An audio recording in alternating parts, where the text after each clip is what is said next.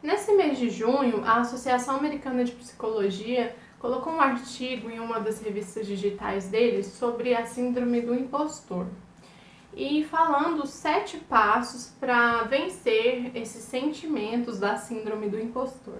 Só retomando rapidinho, a síndrome do impostor ela não é uma doença, não possui uma classificação ali nos manuais médicos, mas é um termo, uma expressão que tem sido usada hoje para quando nós temos sentimentos de não merecimento, quando nós duvidamos da nossa própria capacidade, quando esses sentimentos de baixa autoestima em geral, especialmente em relação à capacidade e habilidades, isso acaba afetando a nossa vida e causando prejuízos mesmo, né? Fazendo com que a gente evite fazer certas coisas, se distancie de algumas atividades ou de algumas pessoas e principalmente sinta que todos os esforços, tudo aquilo que eu fiz não é válido. Enfim, de maneira geral, é como se fosse uma autocobrança, um perfeccionismo exagerado e que impede com que a pessoa enxergue os próprios méritos, o próprio merecimento, as próprias qualidades, e isso se torna um sofrimento em geral. Eu expliquei um pouquinho mais sobre isso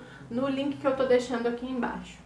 Mas para você que já sabe o que é síndrome do impostor, já sabe que passa por isso, sente esses sintomas, esses sentimentos e quer saber como se livrar disso, eu achei que esse artigo ele pode ajudar bastante e ele traz essas 7 ideias, essas 7 maneiras de vencer esses sentimentos. Então eu vou falar desse artigo com algumas adaptações por causa da nossa realidade, também algumas opiniões, de acordo com a minha prática, com coisas que eu vejo até no consultório. Número 1. Entenda os fatos. Então, é importante saber que algumas dessas percepções que temos durante essa síndrome do impostor, elas são percepções erradas da realidade dos fatos, percepções erradas sobre quem eu sou, como se a gente estivesse usando um óculos sujo que não permite que a gente veja realmente o que acontece. A gente chama na psicologia um certo fenômeno, né, de distorção cognitiva, que é quando a gente não tem uma interpretação muito correta da realidade dos fatos. Por exemplo, eu achar que eu não mereço o cargo no trabalho que eu tenho hoje, ou eu não mereço o reconhecimento que eu tenho por alguma coisa que eu fiz, que isso não foi nada, que eu não me esforcei o suficiente, na verdade eu não deveria estar recebendo esse tipo de reconhecimento. Então um sentimento generalizando assim de não ser merecedor ou merecedora. Isso pode ser uma distorção dos fatos, porque na verdade eu posso ser sim merecedora daquilo que eu estou recebendo por causa do meu esforço, o meu mérito. E para lidar com esse tipo de distorção, a gente pode fazer um exercício simples, que consiste numa tabela. Você pega uma folha, um papel A4, divide ela ao meio e faz 2 colunas. De um lado você vai analisar aquela situação, por exemplo, eu não sou merecedora. De um lado da folha você escreve por que eu não mereço, quais os fatos que mostram que eu não mereço aquele reconhecimento.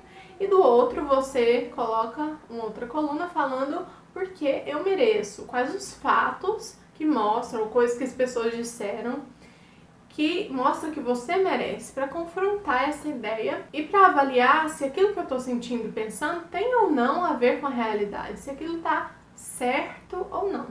Número 2, compartilhar seus sentimentos. Às vezes só essa avaliação racional que eu falei do número 1, de entender os fatos, pode não ser suficiente. Você pode continuar acreditando que você não merece, ou você pode continuar achando que tudo que você faz não é suficiente e dificilmente avaliar os fatos vai mudar essa ideia. Então, pode ser um momento ideal para compartilhar esses seus sentimentos e essas suas percepções com outra pessoa. Lá no artigo da APA fala assim que essa atitude de compartilhar os sentimentos tem vários benefícios, entre eles diminuir a solidão, perceber como os outros realmente te veem. E o ideal é que a gente busque uma pessoa fora do meio acadêmico ou de trabalho, porque nessas esferas da vida geralmente existe muita comparação.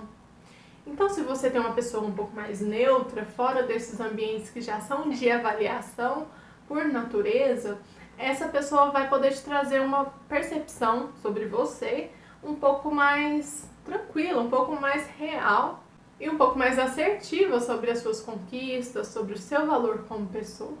E como se trata de compartilhar os seus sentimentos, a ideia é que sejam com pessoas que podem acolher aquilo que você tem a dizer e aquilo que você tem a expressar, como você se sente, o que você está percebendo, mas pessoas que possam te dar esse feedback também.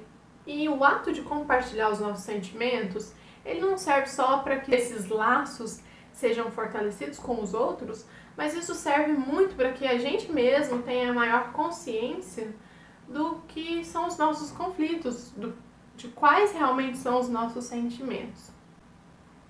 E quanto mais eu tenho consciência do que eu sinto e do que eu percebo, mais eu vou ter facilidade e maiores possibilidades, né? Eu vou conseguir enxergar mais possibilidades para lidar com sensações que vêm aí na síndrome do impostor, como de que eu sou incapaz, de que eu sou indigna ou de que eu sou uma fraude.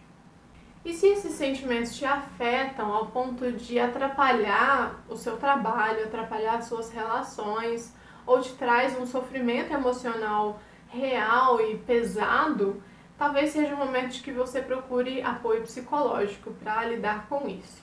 Número 3, hora de celebrar os seus sucessos.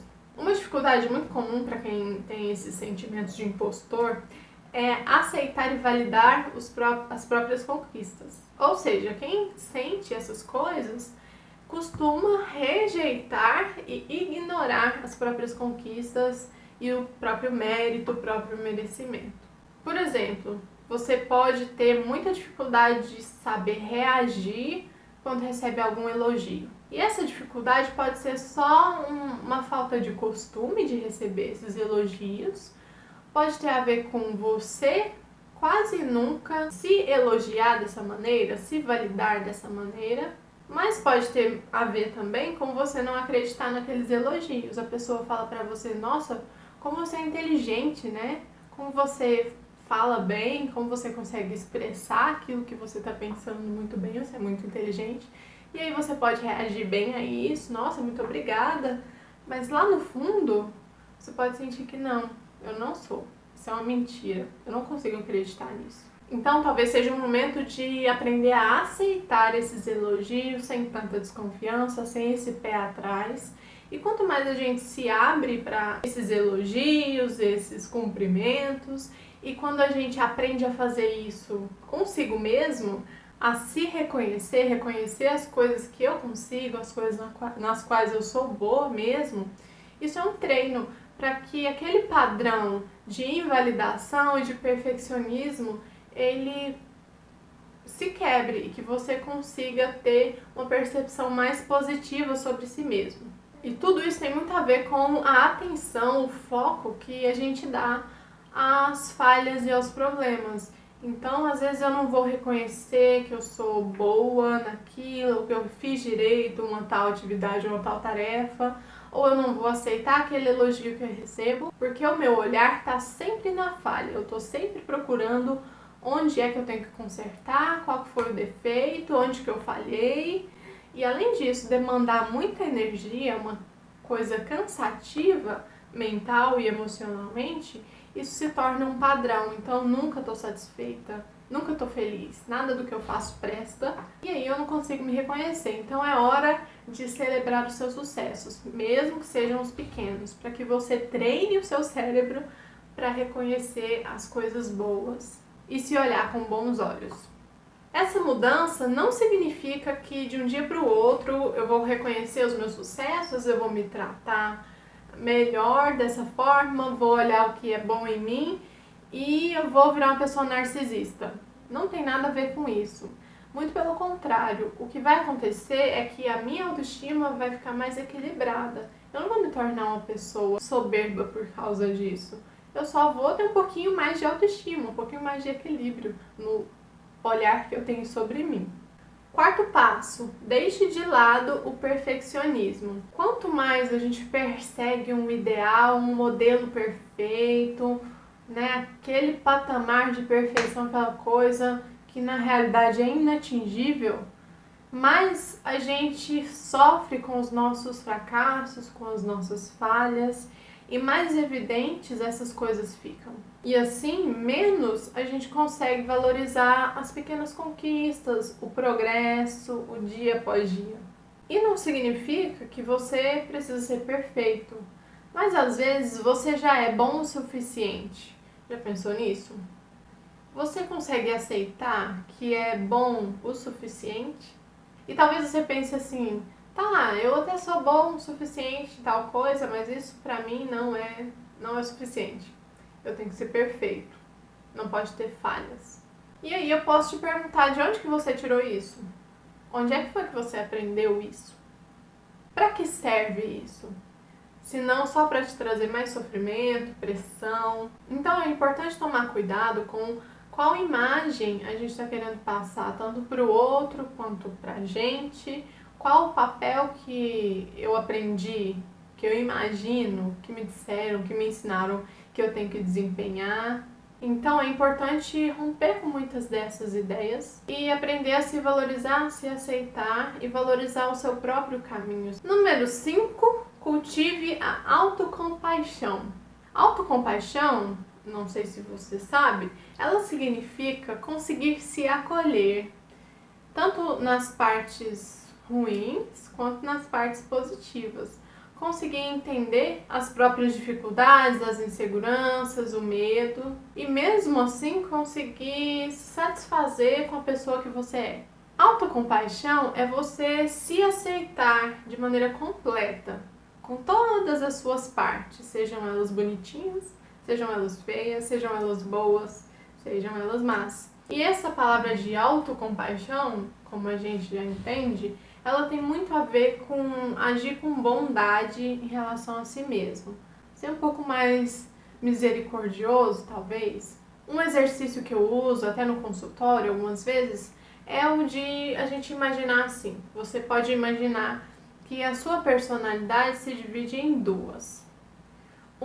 O acusador, aquele que aponta as falhas, os problemas, que está sempre ali na cobrança.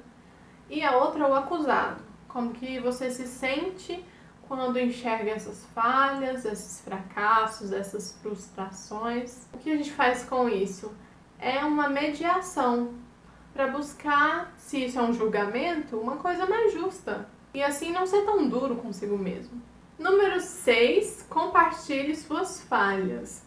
Eu achei interessante esse tópico porque a gente, quando passa por essa síndrome do impostor, a coisa fica muito aqui dentro. Eu me avaliando, eu percebendo os meus problemas, eu com as minhas falhas, eu percebo, eu julgo, eu me cobro, eu me dou a sentença, é tudo aqui por dentro de mim, mas isso acaba me atrapalhando na vida em geral. E aqui a sugestão é que você compartilhe as suas falhas com outras pessoas. Isso torna também com que você perceba que o outro também tem falhas. E quando você compartilha isso de maneira honesta, assim, com alguma outra pessoa, você começa a se olhar de uma maneira mais cheia de autocompaixão. Como minha referência aqui é gringa, a nossa realidade é um pouquinho diferente. Mas eu acredito que isso é possível por exemplo, no ambiente familiar ou com aquelas pessoas que são mais próximas de você, que seja possível criar essa cultura de compartilhar as falhas para expressar aquilo, o que deixa evidente que ninguém ali é perfeito, que os meus erros me incomodam também e que às vezes são problemas que precisam ser resolvidos ali, né, nas relações e não só dentro de mim. Isso vai também permitir que as outras pessoas deem a visão delas a respeito das falhas que você está compartilhando. E fora isso, talvez seja possível, se você está numa posição de liderança ou tem alguma autonomia para fazer com que esses momentos de compartilhar as falhas e olhar para elas como oportunidade de crescimento em grupo sejam possíveis, pode ser algo muito positivo num ambiente acadêmico ou profissional, por exemplo. E outra possibilidade para isso são os grupos terapêuticos, que é diferente da terapia individual, é uma terapia em grupo, né? Então são muitas pessoas ali trabalhando certas temáticas, depende da forma que os grupos são gerenciados, mas são ambientes em que a gente constrói uma relação de aceitação e não julgamento, então essas falhas elas podem ser compartilhadas e trabalhadas. E número 7 é aceitar. Aprender a lidar com esses sentimentos da síndrome do impostor e fazer com que isso se amenize ou pare é possível, mas isso não garante que esses sentimentos eles nunca vão retornar.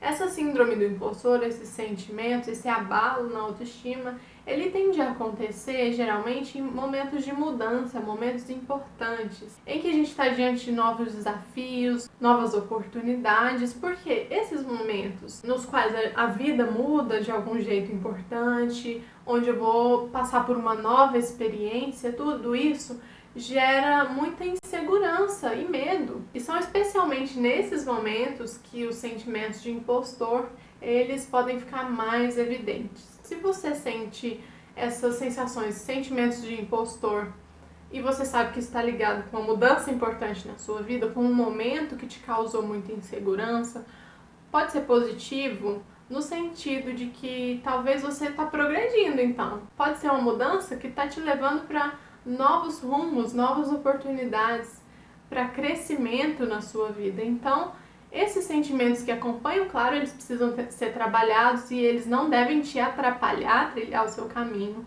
Mas se isso surgiu nesse momento, é porque talvez seja um momento importante em que você está progredindo.